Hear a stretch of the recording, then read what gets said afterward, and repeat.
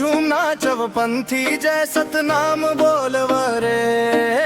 गिरौदपुरी धाम में आज जगा प्रकाश खोलवरे। झूम झूम नाचव पंथी।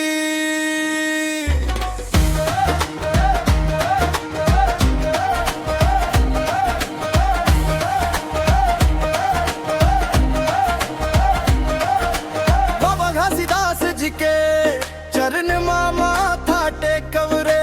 सत्य समता के संगवारी मन के भीतर देखवरे। झूम झूना चौपंथी।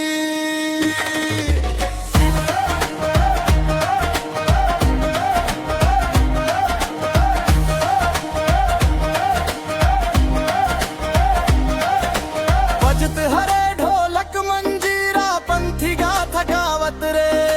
सतनाम जप जप करके मन के मैल हटावत रे। झूम झूना चौपंथी।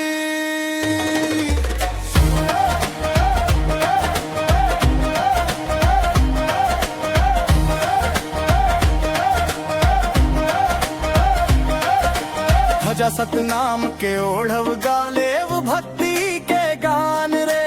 संग संग नाचे छत्तीसगढ़वा बाजे पंथी तान रे। झूम झूम नाचो पंथी।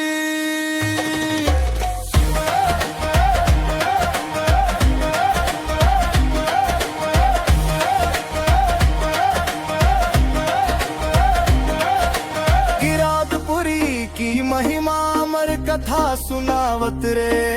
गुरु बाबा के संदेश ला दुनिया मां फैलावत रे। झूम झूम नाचो